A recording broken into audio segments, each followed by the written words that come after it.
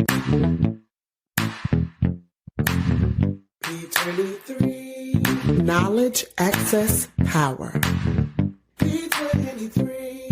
Wellness and understanding at your fingertips. P23. And that's no cap.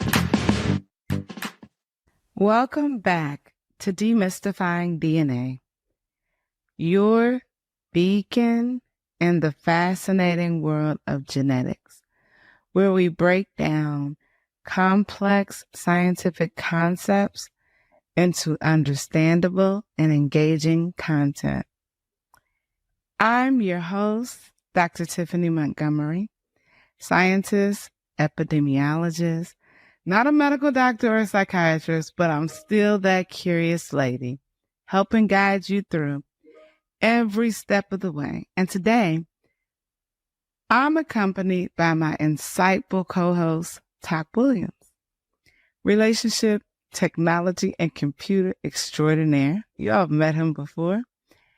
Welcome, Tac. How's it going, Dr. Montgomery? Thank you for having me back. You know, I enjoy joining this platform, especially with the subject matter we're about to speak on in a minute. And today's topic is all about relationships. She said, Dr. Montgomery, how does that go? What does relationship have to do with genetics? But allow me to walk you through it. You all know I love taking things that are as simple as every day and bringing it forward into a way that translates to science. I want you all to eat this, live this, breathe this, and enjoy it as much as I do. So today's episode, we're going to just talk about genetics and the factors that it plays into different relationships. I promise that we're going to have an enlightening exploration into how our genes influence the most intimate aspects of our lives. Our mission is to demystify genetics, making it accessible and relatable to everyone. Whether you're a science enthusiast or simply curious about genetics and how it plays a role in your daily interactions and relationships, we are here for it. As we delve into the science behind genetic influences on relationships, we aim to illuminate the intricate ways in which our DNA contribute to the bonds we form, the relationships we have, and the people that we are. Let's dive into this journey together, making the complex world of genetics easy to understand for everyone. So, Tac, I have to admit, I tricked you here. You thought it was a genetics podcast, but you're more like my human experiment, okay? So That's we're going to just ask you a couple of questions. I want to know, what is... Now, I know you're not married, so we're just going to just talk about dating, okay? We're just going to talk about the dating part of it. What is your most memorable relationship? Like, just the best relationship that you've ever had. Tell us about it. The best relationship I've ever had came to me after I no longer had that relationship. So it was the rear view mirror. And what was good about it, what I remember most was we were different. We were just different. And I think that was my attraction. I was attracted to the difference because in my mind, when I get into relationships, while I want my lady or my woman to be special to me and give of herself to me in the different ways that women do, affection, love, emotions, whatever, I still want to recognize her as an individual. And that relationship was that was special. That was a great one. Yeah. Now that is interesting. I got another question for you, because first we just go do some questions. I promise it's going to relate to genetics, but I just want to kind of talk you through some things that may be relatable to everyone. So let's talk about Your worst relationship. My worst relationship, I didn't have to wait until it was over because I knew I had to get out of that. My worst relationship involved physical, I'm not going to say physical abuse, but it involved some physicality. And what happened was I didn't know I was involved with someone who didn't mind physically getting into it. I came from a family where my father physically abused my mom when I was a younger child. And as a result of that, that's why they became divorced. That's why my mom got divorced from her dad. My takeaway from that was that, I don't hit women. I don't put my hands on women. And it was 5 of us boys, and we only had one sister, and she was the oldest. So it was just easy for me to process it that way. And when I got involved with this one relationship, she put her hands on me. She did things like that involved what some courts would call weapons, and that was the worst for me because there was nothing in me looking for an excuse to become like that. And I remember telling her one day that when our relationship is through, you're going to get involved with somebody and they're going to be very happy to go hand in hand with you. They won't have an issue with it. And I used to tell her mom and her brothers, I could just punch her in the stomach and it'd be all over with. But why would I do that? It's nothing in me that makes me want to do that. The other side of that was I wasn't going to stay in that relationship. So that was the worst for me because I am not the type of man that says, because she hit me, I have the right to hit her.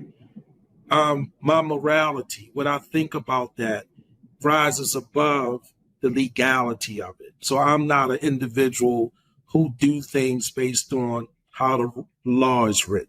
So for me, that was terrible. I had to get out of that. That was the worst for me. Wow, that was deep talk. And I'm going to say this at the end of the show, but I want to take a moment to say it now. Domestic violence is not okay. And if you are in need of help with domestic violence, whether you are a man, woman, or child, please call the National Domestic Violence Hotline at 1-800-799-7233. They also have a text. You can text the word START to 88788. Thank you. Tac, it's not okay. So I want to make sure that there are resources out there because we do have people who deal with aggression. We do have people who deal with domestic violence in different ways. And we want to make sure they understand that there's support available. So I wanted to do that to not forget or to get help right away. But when you're in a situation like that, where there is aggression, there is abuse, there is hostility, what recommendations would you have for somebody in a situation like that? Well, I'm always a believer that your situation or circumstances, things that happen to you, have a tendency to reveal you. So in most cases, when you're in a committed relationship, and I've never been married, I've been engaged before, not married though, it's like a process begins. So, what is that process? Well, for me, you remove yourself from that situation. That's how I look at that. I am not a believer that, you just started hitting people when you got to me, because I don't walk around with the hitting signals saying, hit me. There's nothing about me. I just don't do it.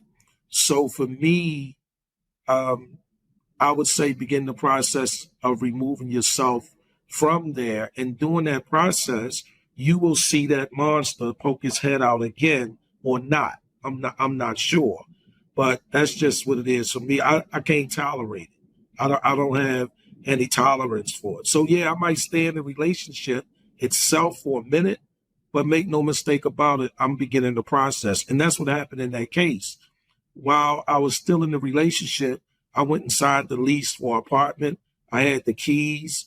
And the next time it became like that, I just went to my new apartment that I'd already signed the lease for a year. And, you know, we got together a little bit after that, but that's her putting her hands on me was something that I had nothing to do with. I couldn't even control. That was something that was in her. And so for me, you remove yourself from it. I'm just with the removal plan. I don't have a version that says he just loves you. There's too many other ways that he can love you. She just loves you. There's too many other ways that she can love you. Like I said, if I could have just hit her in her stomach, like every time I could just bang you in your stomach, but I didn't do it. I didn't even want to do it.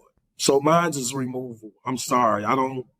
There's not a class to take where I'm a buy-in about he just slapped you once or she just beat you once or whatever. To me, it's a removal.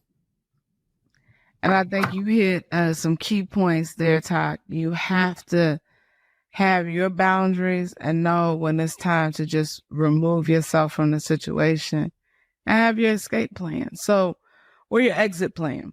I think that you did an amazing job summing that up. So I appreciate you for sharing and being so open with us, because that is something that's difficult to talk about. And you don't hear a lot of men talk about being abused in situations, and they are. There are women who hit because guess what?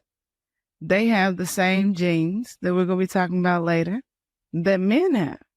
And some of these genes in our bodies code for aggression. They code for violence. They code for these types of things. And when you think about epigenetics and the environment and the experiences that you go under, it becomes a natural transition to see how these things are happening. But it's up to us to take control of our genes. And that's what this podcast is about. That's what we're here for. To talk about understanding that these things exist, but more importantly, how we empower ourselves to change, control, and prevent these things that are happening. So I just want to take a moment to thank you for your candidness and your honesty in the conversation. Well, I want to say I appreciate you hearing me out. And yeah, I mean, you're welcome. And I have a brother, one of my 4 brothers, you know, we're a year apart. And we stood in front of the same set of circumstances when my dad was physically abusing my mom. And that's why I say to people, it's not necessarily what happens, it's how you process it. Because he was physically abusive to his girlfriends. And I've said to him before when we was growing up, how can you hit your woman who became his wife and still got hit? How can you do that after what we saw as kids? But I had to understand, because I wasn't sophisticated enough to understand that 2 people can be put in front of the same experience, but they process it different because of their psychic, their persona, and how they make sense of it. That's why when people they try to impose a will or say all of you should look at it this way because all of you stood in front of it. It's not true, because it's not what happens. As far as I'm concerned, it's how you process it. So, and I think you're 100% correct. That's why we have a court of law, because it's how you process it. And we have to take responsibility for our actions. I do have a comment from the audience. You know, today we're recording with a live studio audience. And so they have comments, they have questions. And one audience member just commented, "The vulnerability is refreshing. Tac accredited his nonviolence response to his experiences. However, people get trapped into the cycle and see violence as a way of life. I commend Tac for his self-control and ability to refrain from violence. Does his DNA play a role in his response versus the way others react or respond?" That's a great question. We appreciate you for sharing your question. Thank you. We will say that his DNA plays a part as much as his aggressor or attacker's DNA plays a part. There are several genes that we're going to talk about today, and it's a host. Remember, it's a big thing, right? We're just kind of taking it piece by piece, little by little, and understanding this thing as much as we can. Interpersonal relationships are complex, and they are influenced by a variety of factors, including genetics. While genetics can play a role in shaping certain aspects of personality or behavior that affect how individuals interact with others, it's important to note that human behavior is also influenced by environmental factors and personal experiences. We're going to just go over a few genes and how they have been studied in relation to interpersonal relationships. And maybe after we talk about each gene, just to keep y'all awake, I'll ask Tac, give me an example of a relationship where it's a time where you felt this, okay? Just to keep y'all awake. And then maybe we'll do something fun at the end. Let me just see what I can create over here. The first gene we're going to talk about is going to be oxytocin receptor gene, OXTR. Oxytocin is often referred to as the love hormone or bonding hormone because it is involved in social bonding, trust, empathy, breastfeeding. Variations in the OXTR gene have been associated with differences in social behavior, including how individuals form and maintain relationships. So, Tac, give me a time where you felt your love hormone was activated or your bonding hormone was activated. So maybe a girlfriend or a child. You can tell me about a parent. And just a quick example of when you think that gene was activated. I've learned when I'm in someone's space, let's say I'm physically attracted to a woman. So I like what I see. It's eye candy at that point. And something happens through some interaction. And now we're in closer proximity. Now, when I initially see a woman and I'm physically attracted to a woman, just from the eye candy, my hormones are not activated. I don't really physically desire that woman. I'm basically enjoying what I see because, like I said, it's eye candy. But when I'm in a close proximity, probably about 5 inches to maybe 18 inches, and I'm in there, and all of a sudden I feel excited, then I know I'm physically attracted to her. I don't think she's cute. I don't think she's sexy from across the room. I'm really physically attracted. What I typically do, though, is I wait until I'm around a second or third time.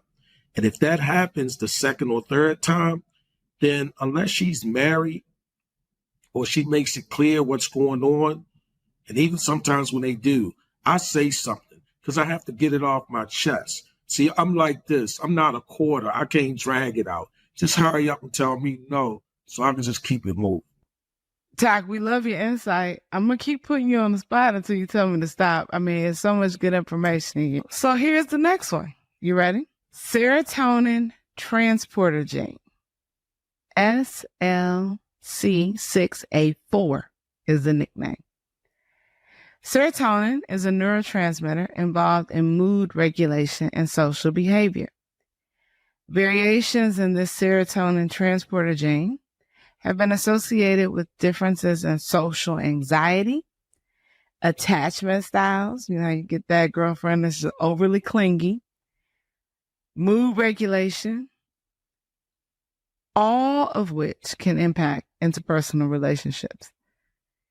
Give me an example where you feel or you remember or you first thought about when we talked about this serotonin neurotransmitter being activated, where you're talking about your mood and how you attach to people or you feel anxious in certain situations.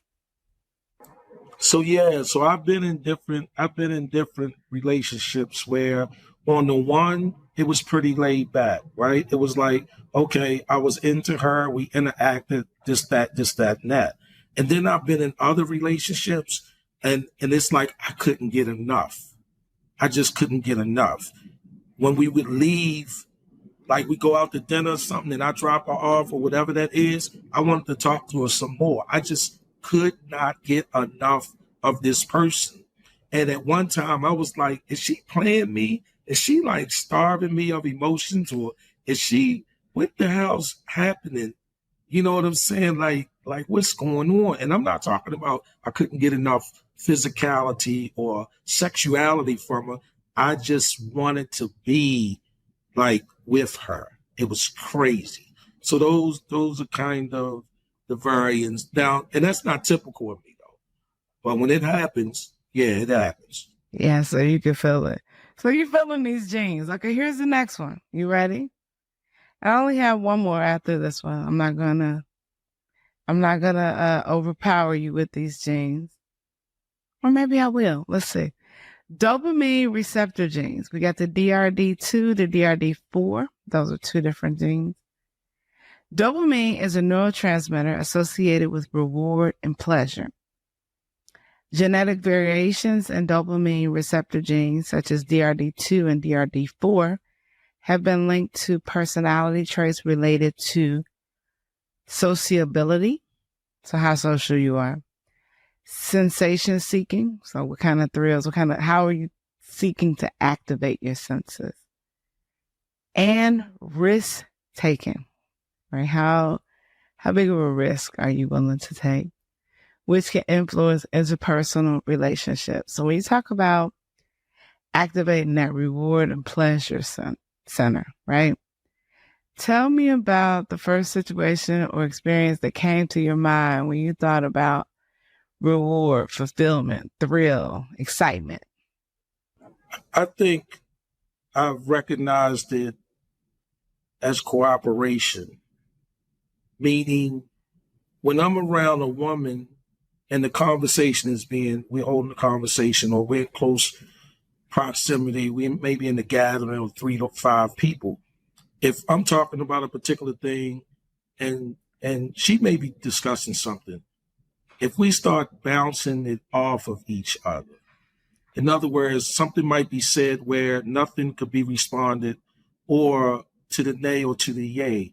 And if she begins finding a reason to say something positive, say something inclusive of her thoughts in that sort of becomes like a short-term reward for this little interaction, this little social engineering. And then what I do is, I don't drink and I don't smoke. I mean, I just don't do it. Whoever does it, wonderful. I just don't do it. So what I typically do when that happens to make sure I'm not tripping is the next time I get around her, I try to see what that energy is. And if she's still showing some reciprocity or some stimuli or feedback to the things that I'm saying, when she could choose to go a different direction or point it somewhere else, then I start saying, okay, I'm not tripping, something's here. So that's kind of the example for me. And once I start getting that, I read this book by, I think his name is Charles Duhigg, and he talks about forming a habit where, like you said, there's the cue, there's the routine, and there's the reward, or sometimes it's actually 4 or 5 layers to that. That's what I fall into, and I become, aware or cognizant of that for that particular person. And then sometimes things happen. So, Tac, I just want to thank you again for sharing that, because you're sharing things that even I can relate to. So I know that that people listening, our listeners, our audience, our friends are grateful for this, and they can identify with a lot of it too. So one of our live studio audience members have a question for you. Angie's calling with the following question. How does my DNA affect the way I parent? And based on my DNA, will my siblings parent the same way as I do? And I joined with video this time, so there you is can see something my called face right before you kick epigenetics. me out. Dr. Montgomery, epigenetics could affect that, right? Angie is calling, and there is a number of things. It's complicated. It's just like saying, will all of my siblings be the same height? Why don't we all look alike? And like Tac said from a previous episode, epigenetics, right? So the environment is going to play a huge role in how we process our genes, our behaviors, our foods, our height. So it's not going to be exact. Will you all have some similar traits? Possibly. But Angie, go ahead and share with us your question and tell us where you're calling from. Hello, I'm calling from Minneapolis, Minnesota, and I was wondering how my DNA affects my parenting style and if my siblings would have similar traits or the same parenting styles that I have. And that is a great question. We do see similarities, but there is not a dedicated end-all be-all to saying it's going to be the same. It's going to be a number of factors. And remember, it's a puzzle. So you've got environment, you've got feelings, you've got emotions, you've got life experiences. And then you and your siblings won't have the exact genes from the parents, right? So you're going to have parts from mom and dad, but you may have different parts from mom and dad. So mom and dad are going to give each of you 50% of what they've got, but it won't be the same 50%. Thank you for your call. We'll let you continue to enjoy from our audience. Tac, that was a great question. I didn't get any follow-up questions from the audience, so I'm going to go to the next gene. Vasopressin receptor gene, AVPR1A, vasopressin, is another hormone involved in social bonding and aggression. Genetic variations in the vasopressin receptor gene. So when the hormone is secreted, released, it's got to be picked up by something. You see those puzzles, and you know how each piece kind of fits together? Would it surprise you to know that those are formed out of our bodies? Like it's formed off the concept of, for everything that your body produces, every hormone that's secreted, every enzyme that's secreted, there's a specific shape to it. That shape is attributed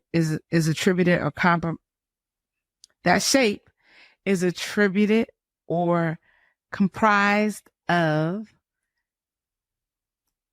chemicals such as your CH and your CH, our organic chart or our periodic chart. Those elements on there, those are giving us signals. And so it's all about, we separate it to make it more digestible. So you'll hear about biology, chemistry, physics, biochem. But all of these things are working together at one time in your body. And it is helping things identify what picks up. What am I attracted to? How do I identify my receptor or my partner? All of these things are already pre-programmed within us. Our on switches, our off switches. So you got to stay with me. I promise you over the next couple of episodes, we're going to unpack this. And by the time we get to episode 100, you all will be like, okay, I get it. This is easy. It's just going to start clicking, right?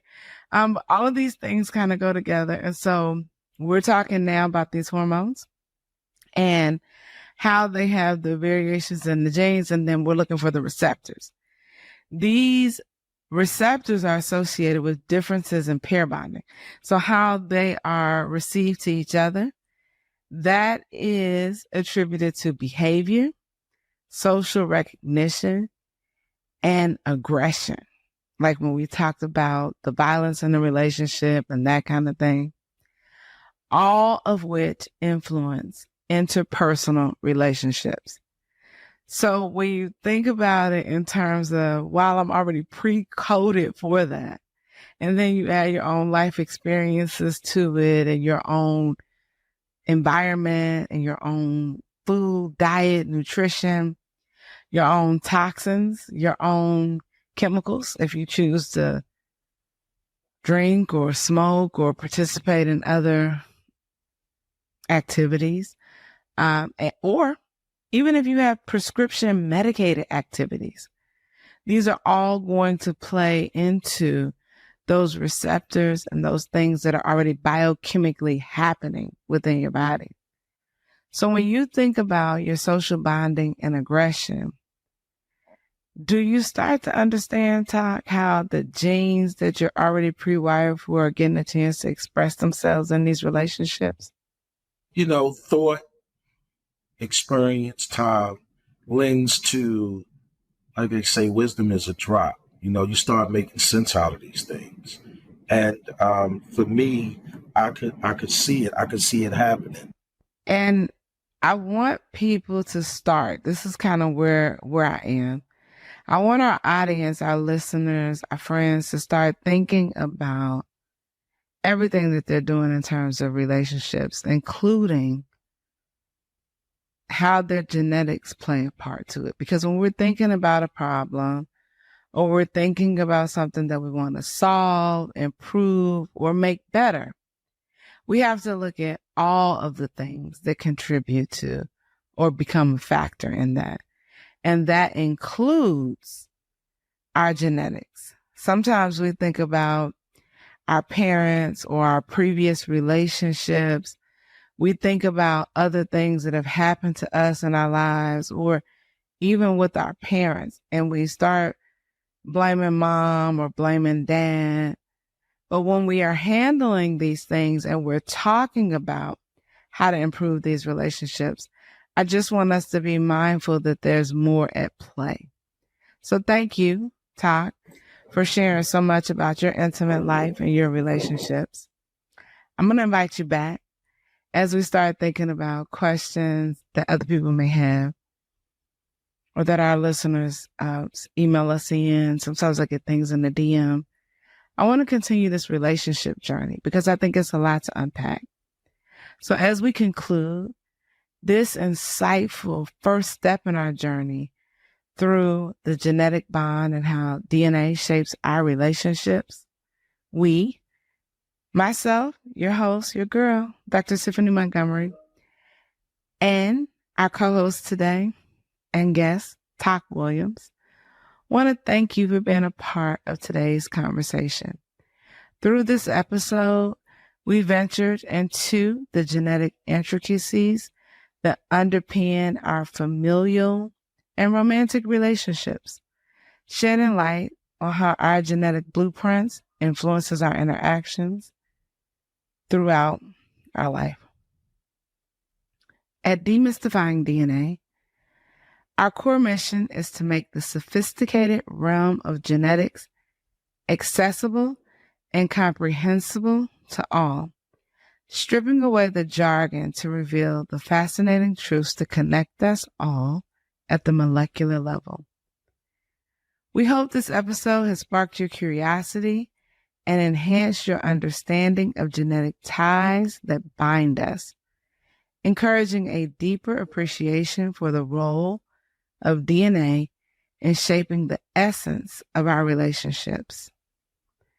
Stay engaged, keep questioning, and continue to join us on Demystifying DNA, where we make the wonders of genetics easy to understand for everyone. Together, let's explore the marvels of our genetic makeup and how it influences every facet of our lives. Remember, we're here to guide you through the genetic journey, making science easy to consume and meaningful. And lastly, don't forget, we are with you every step of the way.